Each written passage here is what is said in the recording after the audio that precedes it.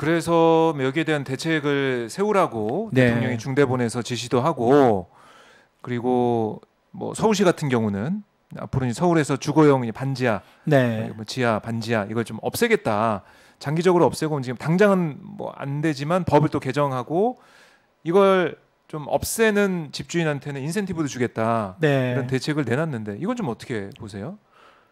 그것도 정말 네. 좀 우선 그 대통령이 그 앞에서 그 현장에서 하천 지류 이거 범람 물론 아, 그게 네. 그게 그 주요 원인이 되기도 했죠. 음, 이 하천 범람 그 지류 그다음에 그분이 범람돼 가지고 그 물이 막 들이찬 거 이런 것들은 사실 충분히 예견됐던 것들이 과거에 그 저지대 특히 관악구 동작 그 신림동 이쪽에 저지대나 이쪽에 그 천 범람하는 거 도림천 부분 그다음에 이런 하천 지류에 이런 그런 것들은 이미 서울시나 이런 단들이 이미 다 갖고 있을 겁니다. 그 재난 내지는 그 위기 지역 내지는 네. 좀 침수 뭐 위험 지역 해서 다 관리하고 있어요. 그리고 이런 침수 이런 그 집중호우나 이런 것들이 예고가 되고 하면 공무원들 이런 분들을 다 자신들이 그 각 해당 구청이나 구마다 그런 위험 지역에 대해서 미리 예방 차원에서 알리고 네. 또 정말로 좀 상황이 안 좋다 했을 때는 미리 가서 주민들 대피시킬 수도 있었을 거예요. 만약에 했다고 하면 할 수 있다고 하면. 그런데 그런 거 전혀 이루어지지 않은 거거든요.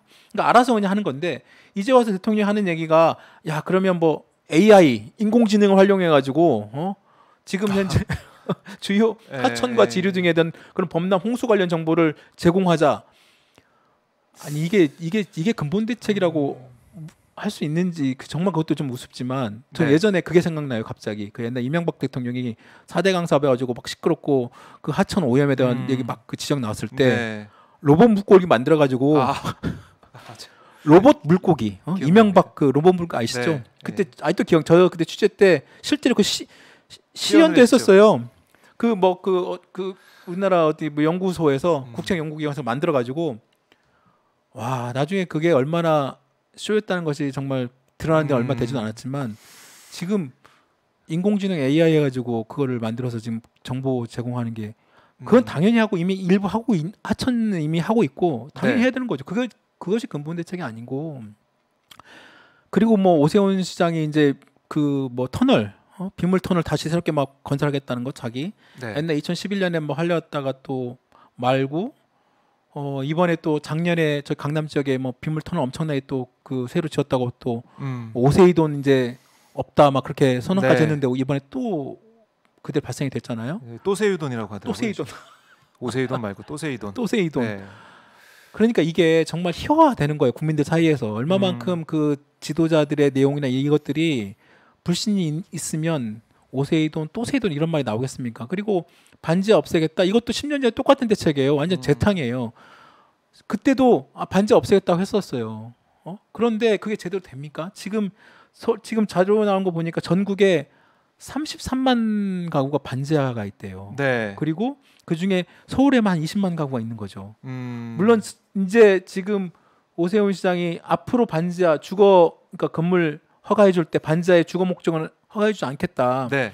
했지만 이제 앞으로 어떻게 지켜봐야 되겠죠. 제발 그렇게 했으면 좋겠고 그다음에 기존에 있는 반지하도 더 이상 연장될 때는 이제 그거를 빼가지고 이제 공공임대주택으로 돌리거나 하겠다고 하는데 그게 20년에 걸쳐서 단계적으로 10년 물론 당연히 거기 지금 살고 계신 분들 당장 나오려고 할 수 없고 또 그분들을 지금 공급으로 지금 어떻게 할 수 없으니 단계적으로 하는 건 맞다고 봐요. 그렇지만 20년에 걸쳐서 10년, 20년에 걸쳐서 하겠다는 거는 뭐 자신의 임경은 전혀 관계없이 그렇죠. 그냥 하겠다는 거니까 뭐 하면 좋을 것 같습니다. 문제는 공공임대주택에 정말 정부 국가의 주거 안정 대책이 제대로 서는 게 중요하죠.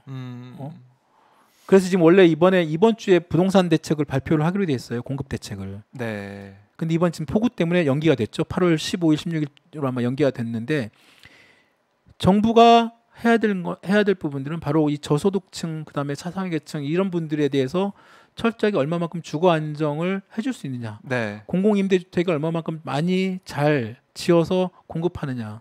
항상 이게 문제가 됐고 항상 얘기를 해왔거든요.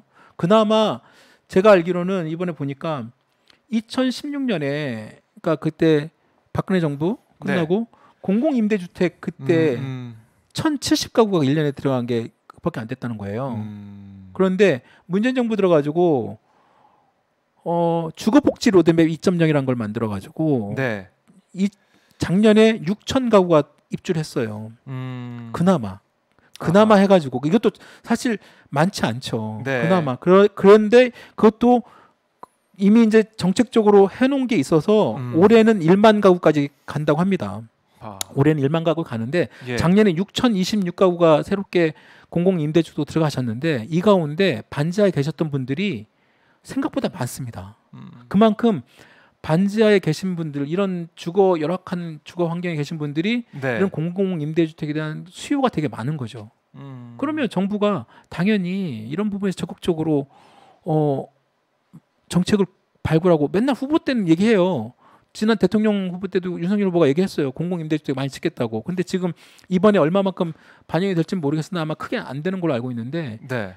이런 것들이 근본 대책에 포함될 수 있고, 그리고 정말로 근본 대책 하려고 하면 기본적인 경제적 불평등과 소득 양극화 이런 부분들, 그분들이 어떤 그 최소한의 인간적인 삶을 살 수 있는 어떤 소득 기반 내지는 그런 것을 받쳐줄 수 있도록 네. 해줘야 되는 거죠.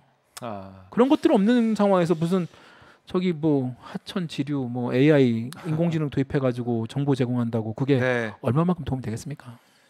아니 뭐 기본적으로 근본적으로 이 집중호우가 예상되고 그리고 예보가 됐을 때 이런 침수 피해가 있을 법한 그런 지역들에 더 돌아보고 더 이 방비를 잘했으면 이런 비극은 없었을 텐데 최소한의 이런 비극 정도는 막을 수 있었죠. 대통령이 퇴근해 버리고 집에 있으니까 네. 그 밑에 있는 서울시장을 비롯해 가지고 각 구청장이나 다들 이제 나사가 풀린 것처럼 네. 긴급하게 비상 근무도 안 하고 그냥 그렇게 있었던 거 아니겠습니까? 사실은 맞아요. 네. 그 지도자 리더가 중요한데 그러면서 그 옆에 있던 대통령실 참모들은 뭐 비 올 때 퇴근하면 안 되냐라는 식으로 얘기를 하거나, 네. 참사 현장 가지고 그걸 또 국민 홍보, 대통령 안전 홍보 포스터를 만들질 않나. 참